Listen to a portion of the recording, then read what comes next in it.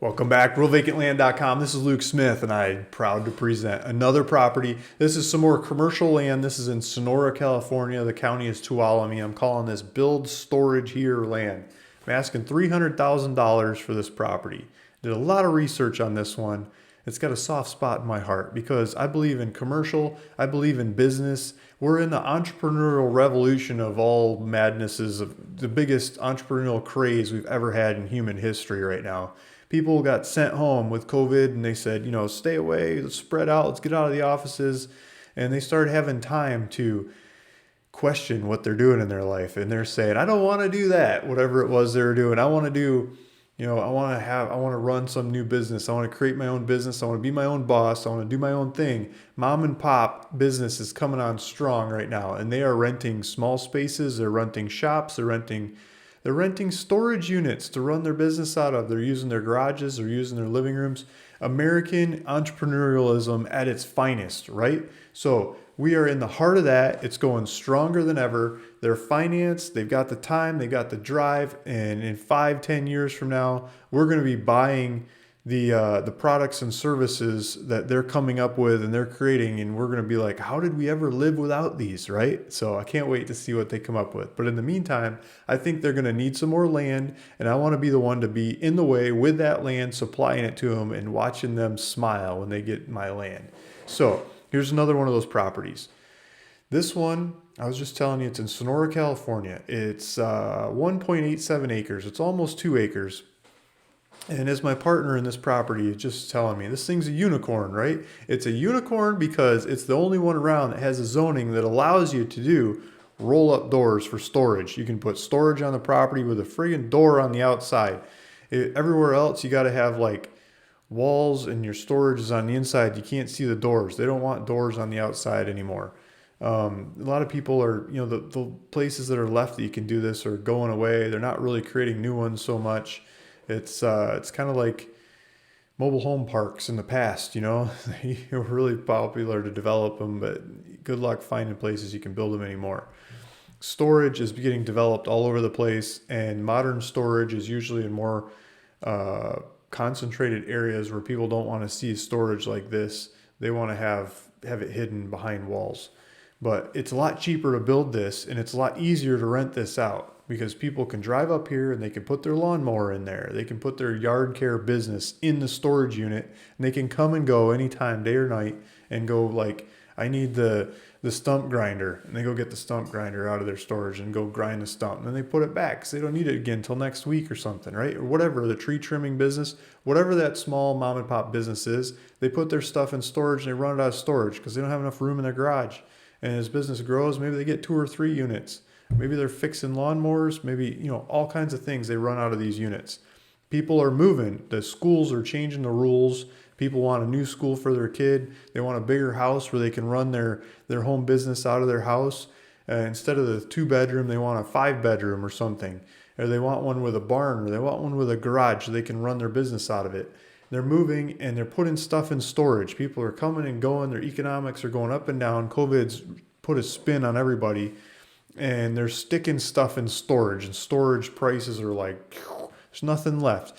This market where this property is, it's at 98% capacity for storage. Just think about that. Like, there's no storage available. You basically have to wait for somebody not to pay their bill and get kicked out of the storage unit before you can kind of filter through the waiting list to get a storage unit. That's the place to build storage, right? I want to be the one building that storage, or I'm the one supplying the land, at least for somebody to build that storage. It's going to be really easy for them to build that storage in that kind of market to deliver that product to the end user. Okay, enough of that. Let's jump into RealVacantLand.com. We're on RealVacantLand.com asking $300,000 for this property. It's Luke Smith, phone number up here. You can call me, ask me questions. I'll talk about this one until I'm blue in the face. I got a lot of research in this property. We got some pictures over here. And it's right on the main highways. Highway 49 is the main route that goes through town. Town's like right here. This is a side of town, and then it goes to like fishing and camping and all the exciting stuff up in the mountains going that way. And there's a little over 15,000 cars a day that go by here. That's a lot of traffic for this area. some pictures. There's street view. There's the highway. There's the property. There's a power line across the street. There's a sewer line that goes right next to the property on this side. There's a water hookup on the south side of the property. There's a power line that goes down this one, and I think there's a power line that goes on this side, but at least on that side. We just saw a picture of it on the other side. So it's got the utilities. You don't have to worry about septic testing and all that stuff because there's sewer right there. And then there's like a auto fixing shop. This is all industrial. You can make noise and do business and stuff here. It's a commercial area. Even though there's a house to the north, it's still zoned commercial. Okay, pictures. Here's a map. Let's blow this up. So got this on ruralvacantland.com. You want to play with the maps, go to the description of this video, take you back to the website. You can play with the maps and look at it. There's a new gas station right down here, this other side of the road here. It went from like Bubba's gas station to, I think it's a Valero. We'll look at it. I don't know. A newer branded one moved in there. They're fixing it up. Things in this area are starting to happen. It's not like, I don't know, San Diego outskirts of San Francisco or something, but it's in the foothills. It's in the foothills, the backside of California, and people are moving from the San Francisco Bay Area kinds of places and prices and action to the foothill kinds of places. It's a much lower price. It's a slower speed of life. It's a easier, friendlier, more inviting place to move, and they would have vacation homes and things out here, but now they're moving there permanently and using the internet to commute to work through telecommunications, and these kinds of places are lighting up. So people are moving in, and it's starting to happen, and storage is full. So we'll do some street view, take a look at this thing. Here's the road, here's the property, here's a sign, there's a property over here. So there's a slight hill from one side of the property to the other. So it's uphill by the 49, it's downhill by this, whatever this road is called over here. And the storage consulting lady looking at this, she said, oh, the hill works really well. You know what we do is we have 2 stories of storage. One's, one under the hill and one above the hill. So, it'll fit the roll of the hill. So you can have drive-up doors like these things here, these kinds of drive-up doors on the top of the hill, and that would be floor 1. And then underneath, floor 2 would be underground, but down the hill, you could drive into the other side of them. So you could have 2 stories of storage with doors coming in from either side, or, whichever way. Maybe this way makes more sense, the way I was doing it. I don't know. But hopefully you understand. It's kind of like a walk-in basement for a house, but doing it with storage. And then you have one roof, and you've got one building, double the square foot that you can rent out with doors on both sides. And that, in her regard, makes some of these properties more economic than just a flat one. Okay, so let's jump back to the property. There's street view. So here's busy street corner right down the street. And this is,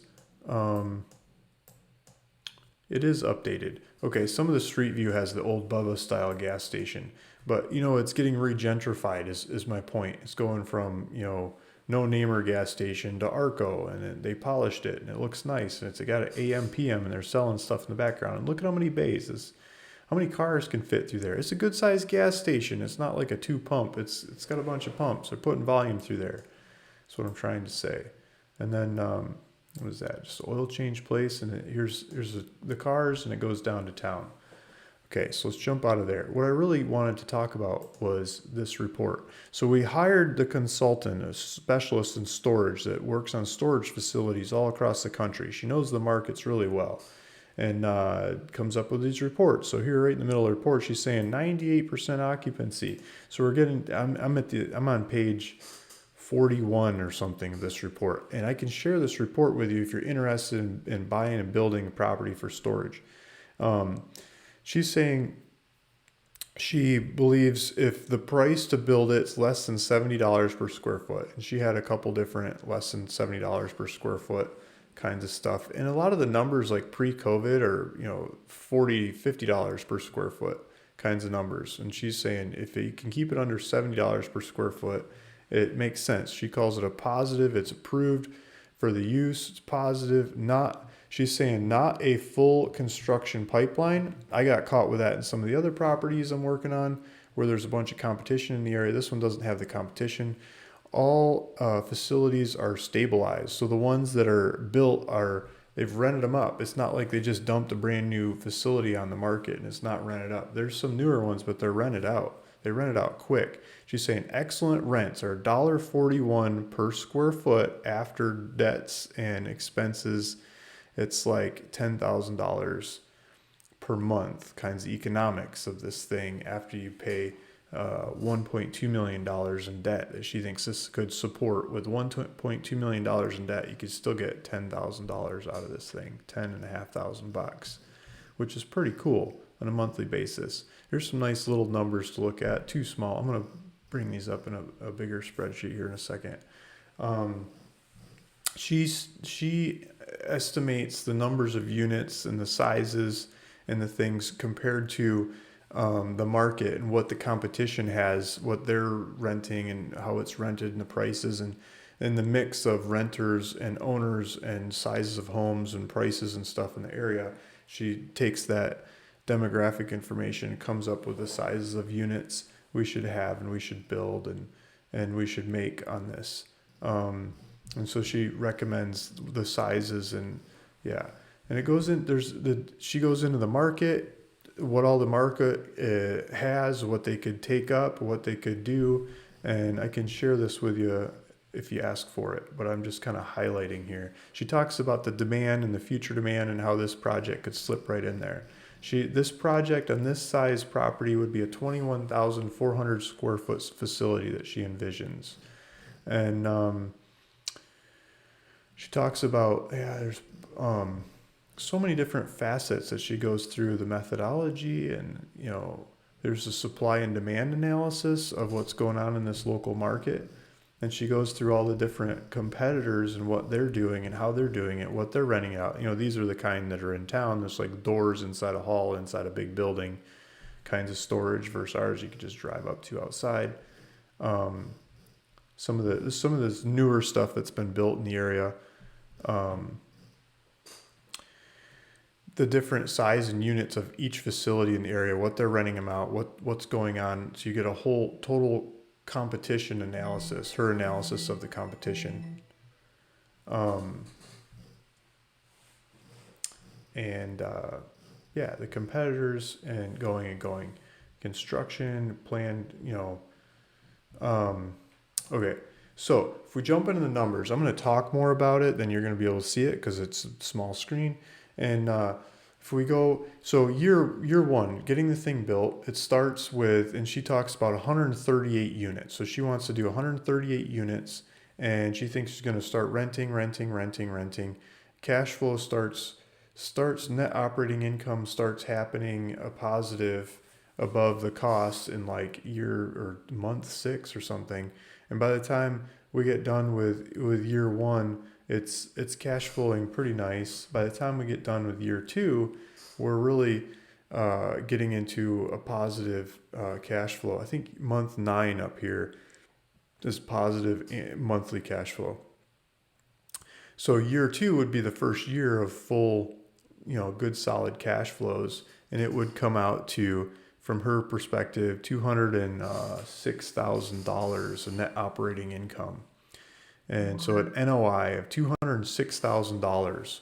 And so you could take that and throw it into the marketplace and start chewing on it and see what it looks like. So $206,000, if I look at other storage properties in the marketplace and that are up and operating and trading, and you can see the bigger markets and the bigger facilities are more like a 4% or like a 4 cap. And the smaller ones and further out there are more like an 8 cap. And let's say this is like a 6 cap kind of thing, I would guess. And so if we take that $206,000 NOI, I'm going to round it off, and times that by 16, feel free to put notes and comments in this video and make fun of my calculations. But this is kind of a rule of thumb way to get to a 6 cap. Get pretty darn close. We start talking about 3.3 $3 million kind of valuation of the project after it's built. And so if you start deducting capital to build it, which sounds like at the high end of the schedule, like let's say we took out the build cost of $1.5 million, we're talking about $1.8 million kind of net, not net present values, but kinds of valuations after it's all built.